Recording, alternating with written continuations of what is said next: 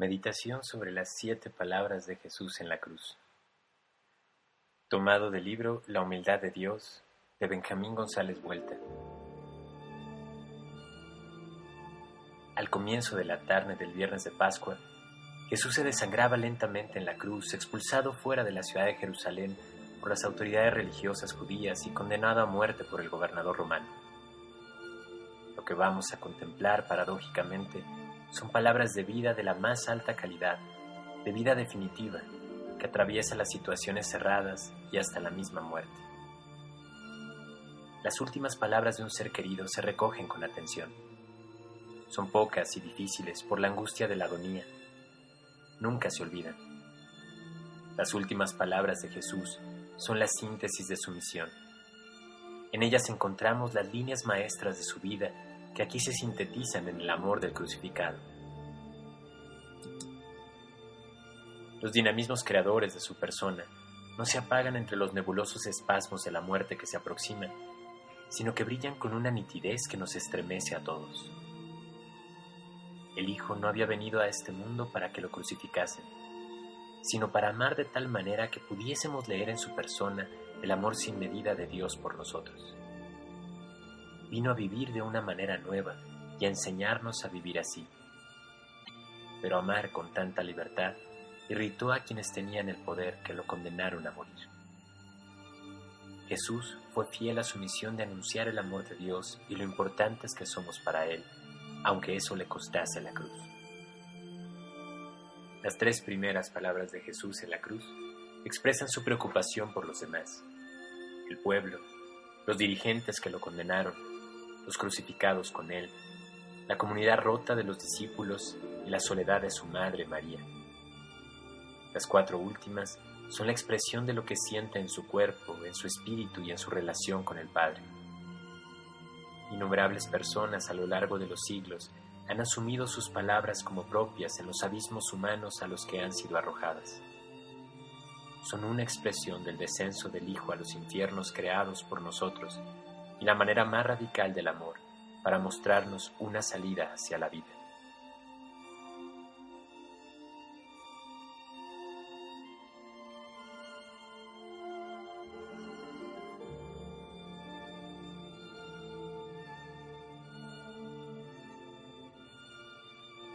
Primera palabra. Padre, perdónalos, porque no saben lo que hacen. En el momento en que la vida de Jesús se apagaba sobre la cruz, en su corazón sensible resonaba el dolor desgarrador de la profunda injusticia que se había cometido contra su persona. Para poder acabar con ese amor sin medida, las autoridades tergiversaron su palabra y sus obras, manipularon al pueblo en nombre de Dios, lo presentaron como un enemigo del imperio a las autoridades romanas y como un enemigo para todos. Pero Jesús no es un hombre cualquiera para reaccionar con rabia y con odio. Él sabe que ese camino no conduce a nada.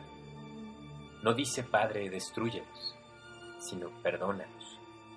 No dice, Padre, esto no es nada, porque es algo terrible condenar a un ser inocente, torturarlo y matarlo.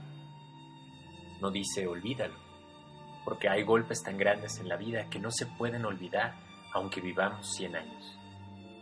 Tampoco dice, cóbrales hasta el último céntimo, porque no hay dinero que pueda pagar este crimen. Lo único que se puede hacer es perdonar. Y eso es lo que Jesús le pide al Padre. No saben lo que hacen. Eso es lo cierto. Ellos no eran capaces ni de imaginar siquiera lo que estaban haciendo. Así sucede en la historia humana a lo largo de los siglos. No sabemos lo que hacemos cuando condenamos a inocentes en tribunales, en salas de tortura, en campos de exterminio, en los medios de comunicación. No sabemos lo que hacemos cuando destruimos una vida creada por Dios, sustentada cada segundo por Dios. Al acabar con un ser humano, estamos hiriendo a Dios, mutilando a Dios. Dios lleva en su corazón las cicatrices de todas las heridas que causamos a sus hijos. Las grandes injusticias no se pueden pagar con nada. Solo se pueden perdonar con un corazón semejante al de Dios. Cuando los judíos mirasen horrorizados lo que habían hecho en ese viernes, podrían encontrar las palabras de perdón de Jesús que les devolvían la esperanza en el futuro. Jesús estaba haciendo lo que había predicado. Amen a sus enemigos, recen por los que los persiguen. Así serán hijos de su Padre del cielo. A Jesús le duele el futuro de Judas, de Anás, de Caifás, de Herodes, de Pilato, del pueblo manipulado que gritó contra él, de los soldados romanos que ejecutaron la sentencia. El perdón suyo y del Padre abría el don del reino para ellos como para todas las personas que en el futuro nos aliásemos de una forma o de otra con los dinamismos que destruyen la vida humana.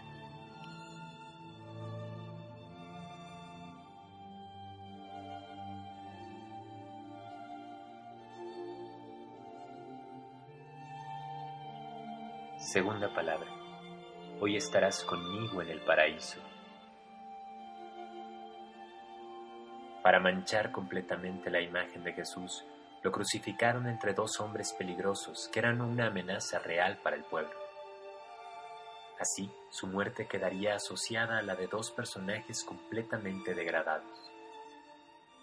Pero uno de los crucificados descubre lo que todos aquellos sabios religiosos, estudiosos constantes de la ley, no fueron capaces de ver.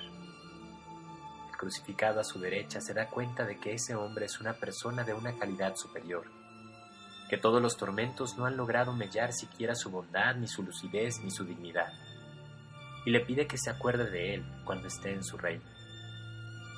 Ya todos los crucificados de la historia podrán encontrarse con Dios con solo volver la cabeza a su lado, porque ahí mismo está Dios, crucificado con ellos. Dios había venido en su Hijo Jesús a buscar a los pecadores. Recorrió caminos y senderos, desiertos, plazas, banquetes, fiestas populares, en Galilea, en Judea y en Samaria. En su búsqueda de los perdidos, ha bajado hasta el fondo, hasta los crucificados clavados en la madera más denigrante de la sociedad. En esta palabra descubrimos que Jesús no solo carga sobre los hombros a sus ovejas perdidas, sino que carga también a los seres peligrosos, al lobo manchado con la sangre de la oveja. Muchas veces nos encontramos con personas así como Jesús. Hombres y mujeres que en medio de sufrimientos atroces no se encierran sobre su propio dolor, sino que saben escuchar, abrir los ojos, mirar y oír con compasión el dolor de otras personas, y saben poner una palabra de ternura en medio de las cicatrices ajenas. Cuando sintamos de alguna manera el dolor de la cruz, podremos encontrarnos con Dios a nuestro lado. San Pablo lo expresa muy bien.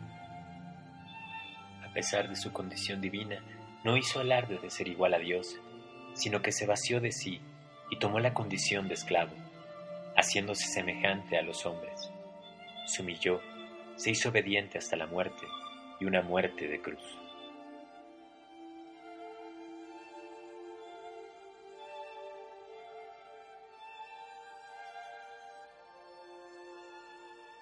Tercera palabra. Jesús, al ver a su madre y junto a ella al discípulo que más quería, dijo a su madre: «Mujer, ahí tienes a tu hijo». Después dijo al discípulo: «Ahí tienes a tu madre». En esta tercera palabra Jesús expresa su preocupación por su madre que se queda sola. Se la confía a Juan, que está junto a ella al pie de la cruz. Expresa también su preocupación por la comunidad de discípulos que han quedado destruidos por la condena de su amigo. Nos encontramos aquí con el dolor familiar y con el dolor comunitario. Los evangelios no recogen ninguna palabra de María en esta situación. En momentos así, no hacen falta palabras. Las encontramos siempre pequeñas para expresar tanto la magnitud de la tragedia como la cercanía de las víctimas. La presencia lo dice todo. El silencio cálido y entrañable es nuestra mejor palabra. Es necesario que María esté con todos los sentidos bien abiertos para acoger todos los detalles, hasta los que solo pueden captar las personas que aman, las que conocen lo que siente Jesús con solo mirarle a los ojos. Para ser un verdadero testigo, María tiene que tener el valor de estar junto a la cruz, para acoger la entrega de su Hijo hasta el último aliento.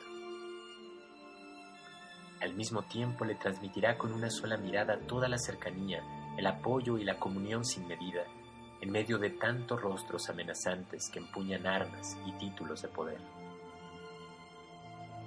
Por estar junto a la cruz, María podrá transmitir a los discípulos que los últimos pensamientos de su Hijo fueron para ellos, y que Jesús sigue en medio de ellos congregándolos de nuevo.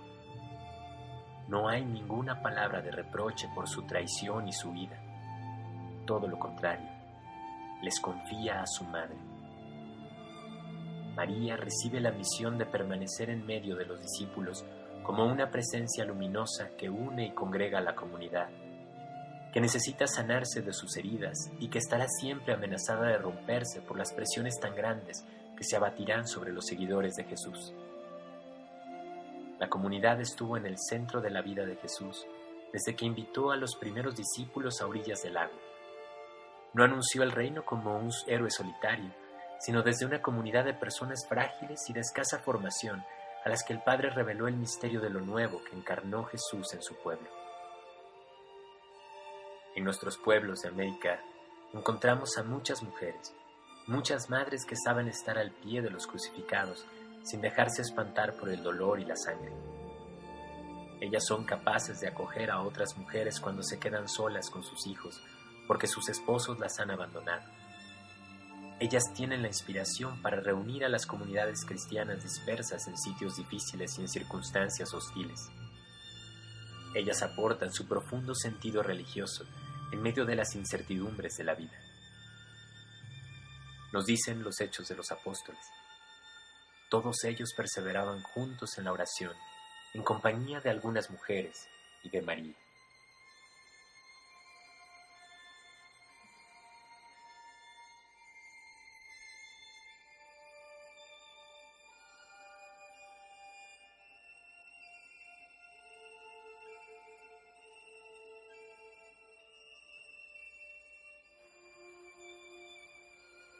Cuarta palabra.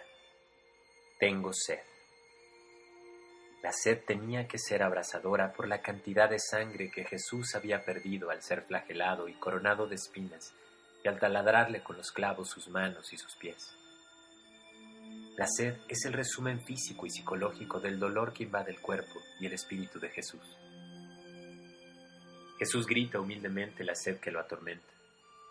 Uno de los soldados, gente entrenada para torturar y matar sin escrúpulos, se siente conmovido y le acerca hasta los labios, clavada en la punta de su lanza, una esponja empapada en vino agrio.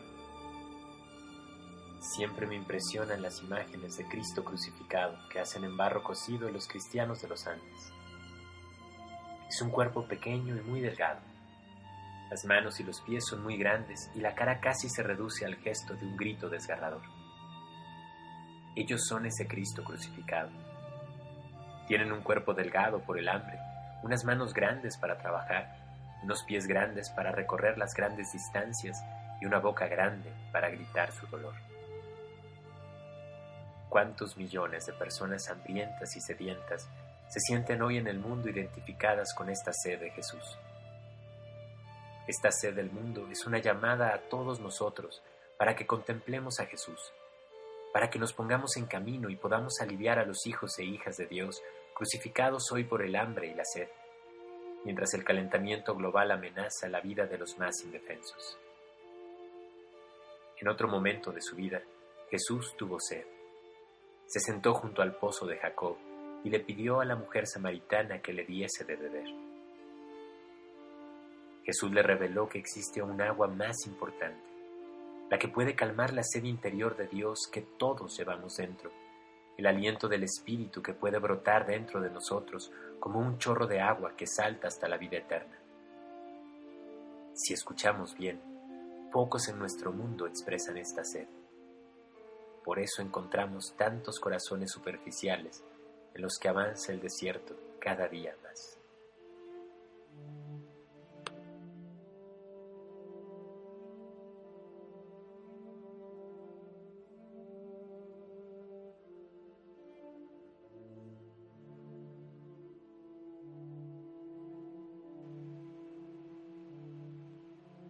Quinta palabra. Dios mío, ¿por qué me has abandonado? Esta es una palabra estremecedora que los evangelistas recogen y nos transmiten con reverencia, para que podamos contemplar hasta qué punto el Hijo de Dios encarnado se ha identificado con nosotros. Nos revelan que Jesús estaba tan abrumado por la angustia y el dolor extremo que se siente empapado en la oscuridad, solo y abandonado del Padre, entre manos fratricidas. Jesús no reniega de Dios, no rompe con Él. Sabe que Dios es su Padre, pero no lo siente cerca y gozoso como otras veces. Como el Padre siempre ha sido y sigue siendo el único centro de su existencia, su dolor es sin medida. En su mente, nublada por la agonía, no comprende y pregunta el porqué de esta lejanía que le congela el corazón. Se da una ruptura dentro de él entre lo que sabe del Padre y lo que siente ahora, como si su alma estuviese resquebrajada. También nosotros podemos encontrarnos en situaciones parecidas. La Biblia está recorrida por estas preguntas de mujeres y de hombres justos. ¿Por qué, Señor, este sufrimiento, esta pérdida de un ser querido? ¿Hasta cuándo tendré que soportar esta incertidumbre, esta agonía? ¿Cuándo me llegará tu auxilio en medio de tantas aflicciones? ¿Cómo podré salir de este laberinto de dificultades en el que se pierde inútilmente mi vida? Son preguntas que nosotros le dirigimos a Dios precisamente porque creemos en Él, porque en Él hemos puesto el sentido de toda nuestra vida. Es imposible hacernos solidarios de los últimos sin que la oscuridad de su dolor entre en nosotros y nos nuble el corazón. El Padre nunca ha abandonado a Jesús, ni abandona jamás a ningún ser humano, ni siquiera a la flor más pequeña que crece perdida en el jardín. Jesús mantiene la vida de sus criaturas. Si nos quejamos y preguntamos, es porque Él sostiene esta vida que nos duele. Pero el Padre respeta la libertad de todos sus hijos e hijas, aunque la utilicemos para matar a su Hijo Jesús. Incluso en esas situaciones, el Padre nos conduce hacia la vida, aunque nosotros no podamos verlo, debido a la oscuridad y el dolor que nos envuelven. Decía el pueblo de Dios: me ha abandonado el Señor, mi dueño me ha olvidado. ¿Puede una madre olvidarse de su criatura, dejar de querer al hijo de sus entrañas? Pues aunque ella se olvide, yo nunca te olvidaré. Mira, te llevo tatuada en mis manos.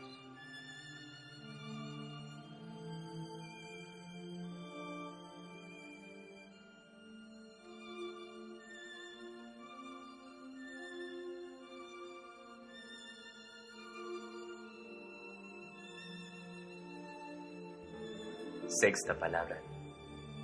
Todo está consumado. Normalmente los crucificados duraban varios días en la cruz. Los romanos los dejaban expuestos en los caminos a las salidas de las ciudades para que sus quejidos y su lenta agonía sirviesen de escarmiento a todos los ciudadanos. Pero Jesús había sido torturado cruelmente y murió muy rápido. Jesús se da cuenta de que su vida se apaga y de que está viviendo sus últimos minutos. Desde lo alto de la cruz mira toda su historia: los juegos de niño en Nazaret, el trabajo en el taller de carpintero, las conversaciones con sus amigos, las fiestas populares, el bautismo en el Jordán, la misión apostólica con sus discípulos, y dice: todo está consumado. Estas palabras tienen un doble significado. Por un lado, Jesús constata que su vida se le va yendo del cuerpo, y por otro siente que ha cumplido hasta el último aliento la voluntad del Padre, que es el anuncio del reino, la oferta de la salvación para todas las personas que quieran acogerla. Ante el fracaso evidente de su misión, no dice: todo está perdido, el pueblo se ha vuelto contra mí, mis discípulos me han traicionado, mi vida no ha servido para nada. Dice que todo se ha cumplido, y confiado en el Padre inclina la cabeza y entrega su espíritu. también nosotros podemos encontrarnos en situaciones en las que hemos gastado hasta la última gota de nuestras fuerzas, pero no hemos conseguido lo que habíamos soñado. Más bien tenemos el sentimiento de que nuestra vida se ha disuelto inútilmente, como una gota de agua en la arena del desierto. Nosotros podemos sembrar el reino de Dios con toda la ilusión de nuestro corazón en la casa, en la familia, entre los vecinos, en la comunidad. Pero el tiempo y el modo de recoger la cosecha no están en nuestras manos. Lo único que podemos hacer es entregarnos y confiar en Dios, porque la hora de Dios no siempre coincide con la hora de nuestro reloj o de nuestras programaciones. Jesús había expresado muy bien este trance cuando unos días antes de ser apresado se acercaron a él unos griegos que habían venido desde muy lejos para conocerlo. Si el grano de trigo no cae en tierra y muere, queda solo, pero si muere, da mucho fruto. Jesús siente en ese momento final de sus días de predicador libre que sobre él cae toda la tierra del poder y lo sepulta. No huye del surco, se deja enterrar y deja en las manos del Padre que su vida dé fruto en el momento oportuno.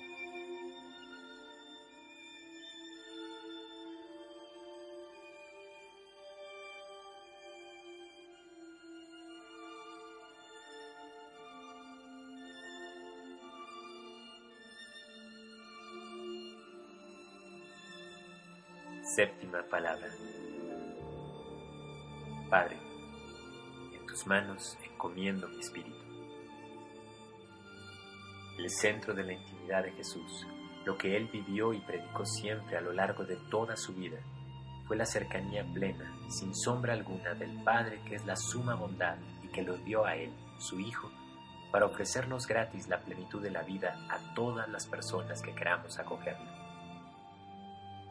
Desde esta experiencia fundamental, situada en el centro de su corazón, fue mirando la vida del mundo en el que creció, y muchas cosas le parecieron pobres palabras sobre Dios, costumbres y leyes que disminuían a Dios y empequeñecían también a las personas. Por eso inventó una nueva manera de amar y de vivir.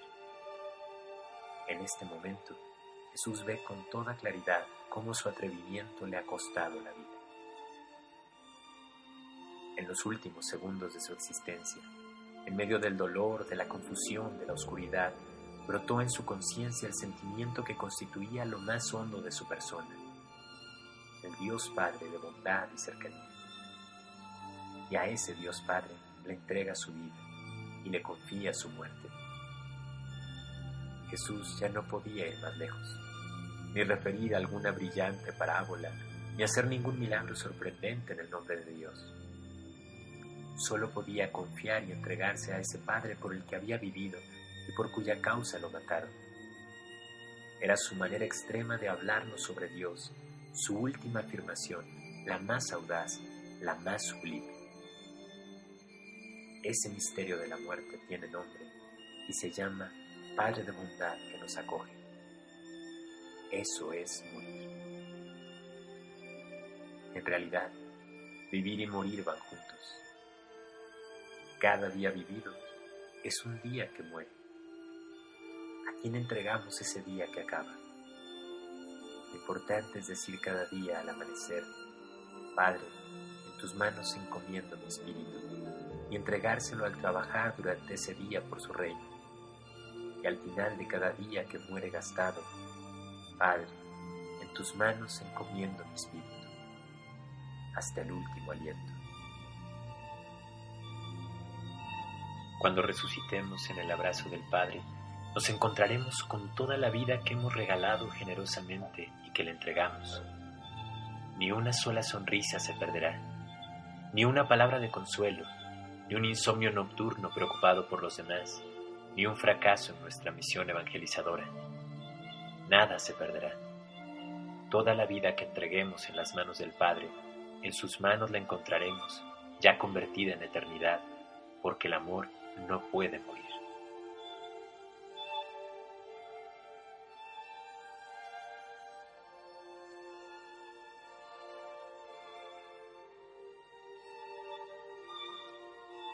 Al final de estas 7 palabras de Jesús, nos quedamos en silencio para esperar su resurrección. Si es importante aprender a morir por Él y como Él, todavía es más importante aprender a resucitar cada día con Él, desde todas las situaciones de muerte que atravesamos en esta vida.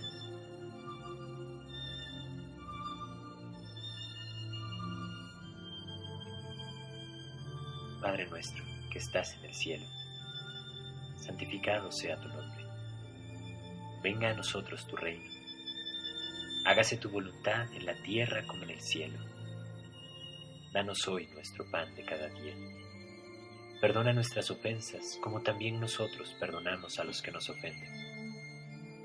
No nos dejes caer en la tentación, y líbranos del mal.